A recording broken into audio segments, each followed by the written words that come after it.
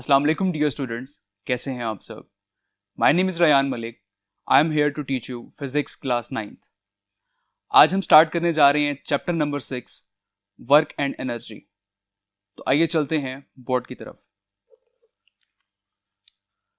Chapter number 6 work and energy. आज हम उसका पहला टॉपिक पढ़ेंगे, वर्क।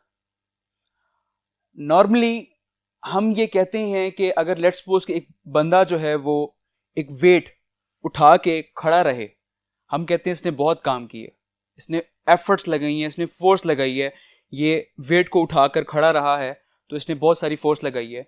ऑल्दो नो डाउट उसकी फोर्स लग रही है, लेकिन साइंस की टर्म में हम ये कहेंगे कि उसने कोई काम नहीं किया। साइंस ये कहती है कि जब आप किसी भी चीज पे फोर्स लगाएं और वो चीज डिस्टेंस कवर करे, कोई डिस्प्लेसमेंट कवर करे, तो उसने वर्क किया है, अदरवाइज वो वर्क नहीं हुआ। तो एक आदमी जो वेट उठाकर खड़ा रहा था, नो डाउट उसने फोर्स लगाई, लेकिन उसने कोई डिस्प्लेसमेंट कवर नहीं किया। तो जब तक उसने डिस्प्लेसमेंट कवर नहीं किया तो दैट्स मीन कि उसने कोई वर्क नहीं किया। इट मीन्स कि वर्क डन होने के लिए हमें दो चीजें चाहिए, which is force and displacement. अगर ये दोनों चीजें होंगी तो वर्क डन होगा, अदरवाइज वर्क डन नहीं होगा। अब हम पढ़ते हैं इसकी definition. Work is done when a force acting on it, when a force acting on a body displaces in the direction of a force। Means के वर्क तब डन होगा जब आप फोर्स अप्लाई करें किसी भी बॉडी के ऊपर और वो उसको डिस्प्लेस करेगी उसी डायरेक्शन में जिस डायरेक्शन में फोर्स होगी। लाइक लेट्स सपोज अगर मैं फोर्स इस डायरेक्शन में लगा रहा हूं तो वो इसी डायरेक्शन में वो चीज मूव कर जाएगी। अगर मैं फोर्स इस डायरेक्शन में लगा रहा हूं तो वो इस डायरेक्शन में वो चीज मूव कर जाएगी। ठीक है, तो जिस डायरेक्शन में आपकी फोर्स होगी उसी डायरेक्शन में वो बॉडी डिस्प्लेस कर जाएगी। क्लियर? आई होप आपको ये कंसेप्ट क्लियर हो गया होगा। मैं दोबारा रिपीट कर रहा हूं, जब भी आप कहीं पर फोर्स लगाएं और वो बॉडी डिस्प्लेसमेंट कवर करे, इट मींस वर्क डन हुआ है, अदरवाइज साइंस के टर्म में हम कहते हैं कि वर्क डन नहीं हुआ, चाहे वो जितनी मर्जी फोर्स अप्लाई क्यों ना कर ले। ठीक है, चाहे वो वेट उठाकर पूरा दिन वहां पर क्यों ना खड़ा रहे, जब तक वो डिस्टेंस या डिस्प्लेसमेंट कवर नहीं करेगा तब तक उसने कोई वर्क डन नहीं किया। क्लियर? अब लेट्स सपोज ये एक ऑब्जेक्ट है, ठीक है, अब इस ऑब्जेक्ट के ऊपर मैं फोर्स अप्लाई कर रहा हूं इस डायरेक्शन में। अब जब मैं इस डायरेक्शन में फोर्स अप्लाई करूंगा तो ये बॉक्स ये मूव करके ये बॉक्स इस जगह पर आ जाएगा। अब जब ये इस जगह पर आ जाएगा, इट मींस इसने इतना डिस्प्लेसमेंट इसने कवर किया। ठीक है, ये इसने क्या कवर किया है? ये इसने डिस्प्लेसमेंट कवर किया है, और डिस्प्लेसमेंट को आप रिप्रेजेंट करते हैं एस के साथ। ठीक है, आप फोर्स अप्लाई करें और डिस्प्लेसमेंट कवर हो, ठीक है, तो वहां पर वर्क डन हो गया है। दैट्स मीन इस केस में हमारा वर्क डन हो गया। ठीक है, तो वर्क किस पे डिपेंड कर रहा है? Work is directly proportion to force and multiply by displacement. आप जितनी ज्यादा फोर्स लगाएंगे आपका ऑब्जेक्ट उतना ज्यादा डिस्प्लेसमेंट कवर करेगा, वो जितना ज्यादा डिस्प्लेसमेंट कवर करेगा उतना ज्यादा आपका वर्क डन होगा। ठीक है, आप फोर्स बढ़ाते जाएं आपका वर्क ज्यादा होता जाएगा। ठीक है, इट मींस हम ये कह सकते हैं कि work is directly proportion to the force and work is directly proportion to the displacement. आप जितना ज्यादा फोर्स लगाएंगे आपकी उतनी ज्यादा वर्क डन होगा, जितना ज्यादा आपका डिस्प्लेसमेंट होगा उतना ज्यादा आपका वर्क डन होगा। क्लियर? ठीक है, तो हम इस चीज को ऐसे भी लिख सकते हैं कि W वर्क को हम डिनोट करें W के साथ, फोर्स को हम F के साथ डिनोट करें और डिस्प्लेसमेंट को हम S के साथ डिनोट करें, तो हम यहां कह सकते हैं कि W is equal to FS। Clear? तो ये इसका बेसिक फॉर्मूला है वर्क डन का, W is equal to FS, जो हम बाद में न्यूमेरिकल्स में भी यूज करेंगे, एग्जांपल्स में भी यूज करेंगे। तो आपको ये फॉर्मूला याद होना चाहिए, W is equal to FS। आगे चलते हैं। Work is a scalar quantity. Important point, scalar quantity क्या होती है? ऐसी क्वांटिटी जिसकी मैग्नीट्यूड हो, डायरेक्शन ना हो, उसे हम कहते हैं स्केलर क्वांटिटी। तो वर्क जो है वो एक स्केलर क्वांटिटी है। लाइक फॉर एग्जांपल मैं ये कहता हूं कि मैंने 5 जॉल वर्क डन किया है, मैंने 10 जॉल का वर्क डन कर दिया, ठीक है। तो अब मैं एक वैल्यू बता रहा हूं, अमाउंट बता रहा हूं कि मैंने इतना काम किया है। वो वर्क किस डायरेक्शन में हुआ है ये मैटर नहीं करता। क्लियर? ठीक है। तो वर्क जो है it is a scalar quantity. ये बहुत इंपॉर्टेंट एमसीक्यूज है, अक्सर आ जाता है, तो आपने याद रखना है कि वर्क जो है वो एक स्केलर क्वांटिटी है। ठीक है। अब हम चलते हैं नेक्स्ट बोर्ड की तरफ। अच्छा, आगे है units of work. As you know, हम जब भी कोई भी चीज हम स्टडी करते हैं, हम उसके यूनिट साथ जरूर स्टडी करते हैं। ठीक है, कि हमें पता होना चाहिए कि हम किस क्वांटिटी की बात कर रहे हैं। ओके, तो यूनिट ऑफ वर्क, जैसे हमें पता है कि work is equal to F S. तो अगर हम फोर्स का यूनिट देखें तो वो होता है न्यूटन। अगर हम डिस्प्लेसमेंट का यूनिट देखें तो वो होता है मीटर। दैट्स मीन वर्क का यूनिट क्या हो गया? Newton metre. अब अगर हम ये देखें कि न्यूटन मीटर जो है that is equals two joule, तो हम ये कह सकते हैं कि न्यूटन मीटर की जगह हम जूल लिख सकते हैं। तो वर्क का यूनिट क्या हो गया? जूल। ठीक है, system international unit of work is joule. Okay, तो इसको जूल को डिफाइन करते हैं। The amount of work is 1 joule. ठीक है, आपका जो वर्क है वो 1 जूल होगा when a force of 1 Newton displaces a body through 1 meter in the direction of a force। तो डिस्प्लेस कर रहा है 1 मीटर पे, तो वो 1 जूल के इक्वल होगा। जब आप किसी बॉडी पे 1 न्यूटन की फोर्स लगाएं और वो 1 मीटर डिस्प्लेस कर जाए तो वर्क डन कितना होगा? 1 जूल होगा। क्लियर? ये इसकी डेफिनेशन है, इंपॉर्टेंट वन, जो अक्सर शॉर्ट क्वेश्चन आ जाता है बोर्ड में कि डिफाइन या यूनिट ऑफ वर्क। तो आपको पता होना चाहिए कि वो यूनिट ऑफ वर्क जो है जूल है और उसको हम इस तरह से डिफाइन कर सकते हैं। क्लियर? अब हम चलते हैं कंपोनेंट्स ऑफ फोर्स की तरफ कि फोर्स के कौन कौन से कंपोनेंट्स होते हैं। मैंने अभी आपसे पहले बात की कि आप जिस डायरेक्शन में फोर्स अप्लाई कर रहे हैं आपका ऑब्जेक्ट उसी डायरेक्शन में मूव कर जाएगा। ऐसे ही है, अक्सर कभी कभी बाज़ औक़ात ऐसा नहीं भी होता, आप फोर्स अप्लाई करें लेकिन आपके ऑब्जेक्ट की डायरेक्शन वो नहीं होती। लेट्स सपोज एक एग्जांपल लेते हैं। ये एक ऑब्जेक्ट है, मैंने इस पे फोर्स लगाया है इस तरह से। अब ये ना मेरी फोर्स हॉरिजॉन्टल है और ना मेरी फोर्स ये वर्टिकल फॉर्म में। तो अब मेरा ऑब्जेक्ट किस तरह मूव करेगा? ठीक है, दैट्स मीन यहां मेरे पास 2 कंपोनेंट्स आ रहे हैं, F of X, F of Y. इसको मैंने डिनोट क्यों किया है एफ ऑफ एक्स से? कि फोर्स लग रही है और वो एक्स कंपोनेंट में लग रही है, एक्स एक्सिस में लग रही है, हॉरिजॉन्टल केस। और फोर्स इसको मैंने डिनोट कर दिया वाई में, दैट मीन फोर्स लग रही है वो वाई एक्सिस में लग रही है, this is the vertical case. Okay, ठीक है। अब हमने ये देखना है कि हमारा ऑब्जेक्ट जिस पे हम फोर्स अप्लाई कर रहे हैं वो किस डायरेक्शन में मूव कर रहा है। क्या वो अपने एक्स कंपोनेंट में मूव कर रहा है या क्या वो अपने वाई कंपोनेंट में मूव कर रहा है? ठीक है, इसको हम फर्दर स्टडी करने के लिए हम चलते हैं नेक्स्ट बोर्ड की तरफ। अच्छा, जैसा कि हमने ये हमें पता चल गया कि F of X and F of Y are the 2 components of force. तो F of X and F of Y ये 2 कंपोनेंट्स हैं फोर्स के। ठीक है, अब हमने बेसिकली देखना ये होता है कि आपकी फोर्स लग रही थी इस डायरेक्शन में, आपका ऑब्जेक्ट किस डायरेक्शन में मूव कर गया? आपका ऑब्जेक्ट एक्स डायरेक्शन में मूव किया या आपका ऑब्जेक्ट वाई डायरेक्शन में मूव किया? ठीक है, अब इस चीज को स्टडी करने के लिए यहां पर हमारे पास एक एंगल बन जाता है एफ ऑफ एक्स के साथ। अगर हम स्टडी कर रहे हैं तो एक एंगल बन जाता है थीटा। ठीक है, अब लेट्स सपोज कि मैं इसको फर्दर स्टडी करने के लिए मैं एक ट्राइंगल कंप्लीट कर रहा हूं। ठीक है, आपको ये ट्राइंगल कंप्लीट होता हुआ नजर आ रहा होगा। तो ये चीज जो है ये है एफ ऑफ एक्स ये है F फोर्स और जो ये वाली चीज है ये F ऑफ y है, ठीक है। अब क्योंकि ये मेरी फोर्स है और ये मेरा x कंपोनेंट है, अब मैं यहां पे लेट्स सपोज ये कर रहा हूं कि मेरा ऑब्जेक्ट जो है वो x कंपोनेंट में मूव कर रहा है, तो मैं x कंपोनेंट को डील करने जा रहा हूं, x कंपोनेंट को डील करने जा रहा हूं अपनी इस फोर्स के साथ। क्लियर?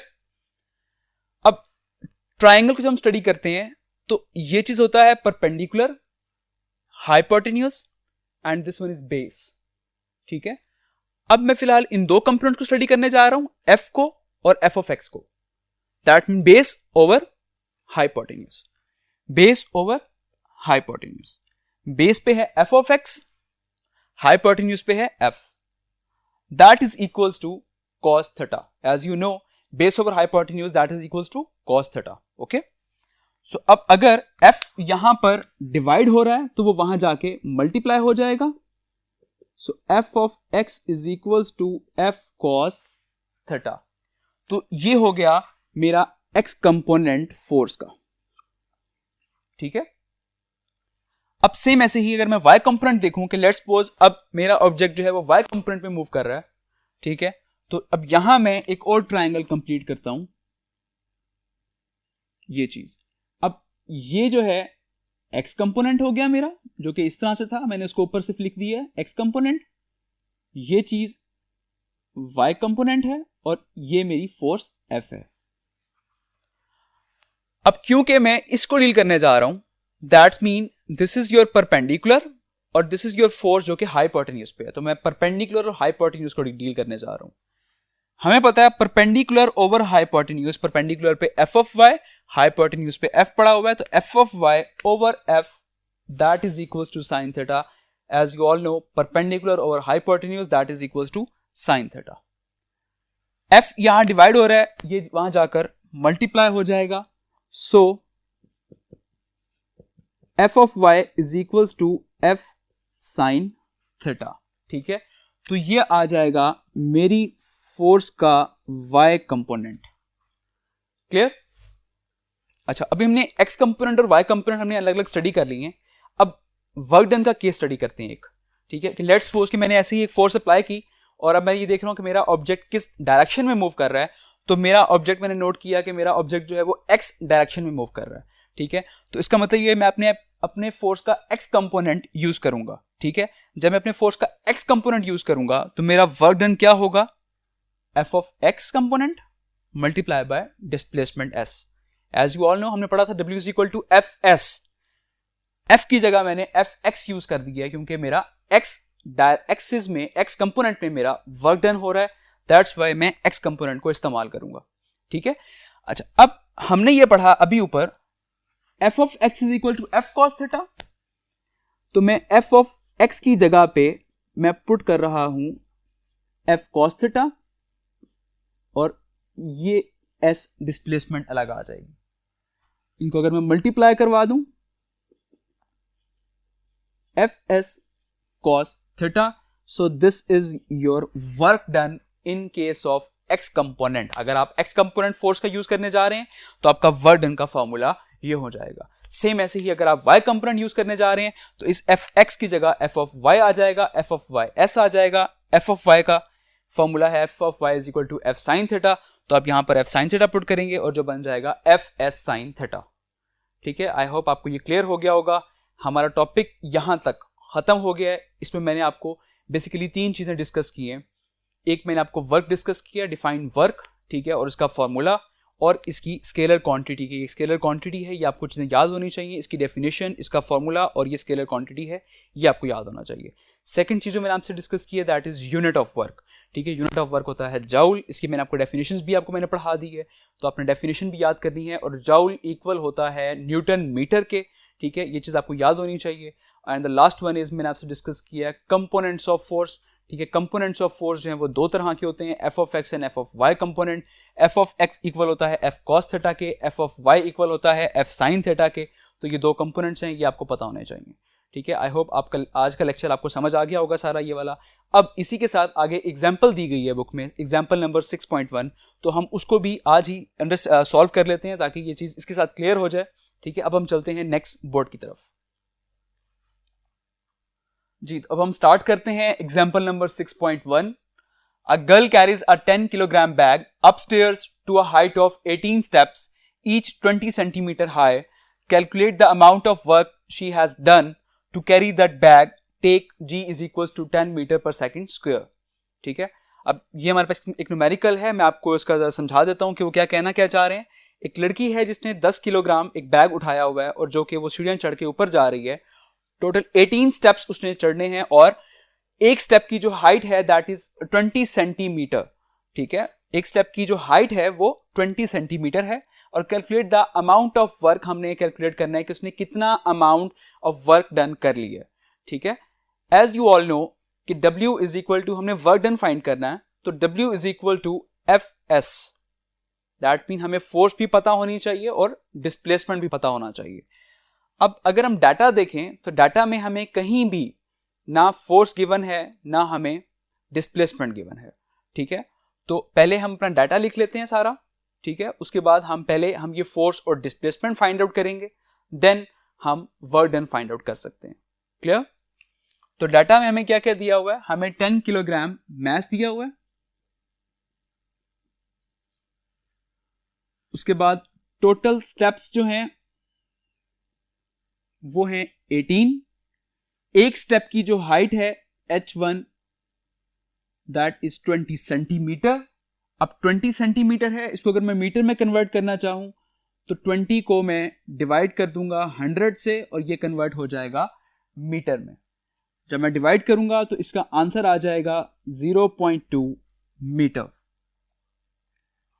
और हमने G की वैल्यू हमें दी गई है,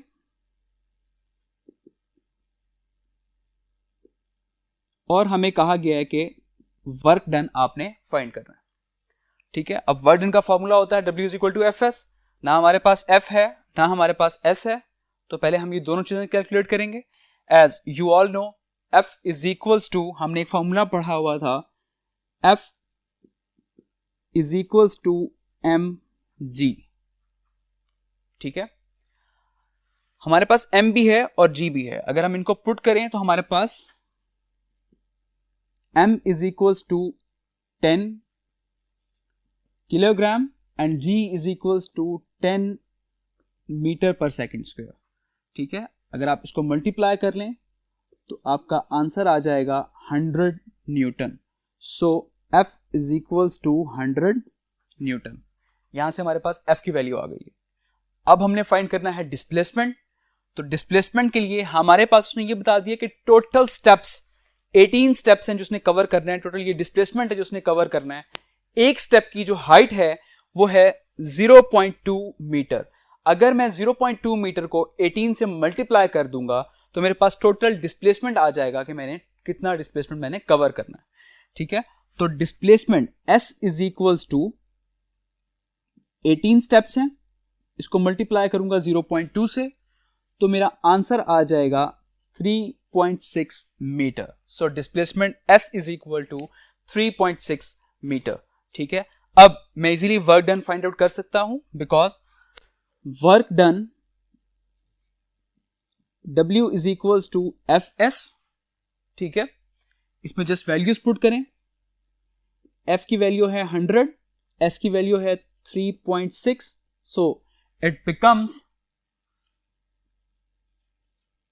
360 जूल. ठीक है, तो हम कह सकते हैं कि जो गर्ल जो थी जो वेट लेकर ऊपर जा रही थी उसने कितना वर्क डन किया, तो गर्ल ने जो वर्क डन किया दैट इज 360 जूल. ठीक है, work done is equals to 360 joule. ठीक है, इसको थोड़ा सा प्रोमिनेंट कर देते हैं तो ये हमारा इसका आंसर है. तो आप नीचे पीछे लिख सकते हैं girls carries a total amount of work which girls carries that is 360 joule. ठीक है, आई होप आपको लेक्चर क्लियर हो गया होगा. नेक्स्ट लेक्चर के लिए टेक केयर, अल्लाह हाफिज.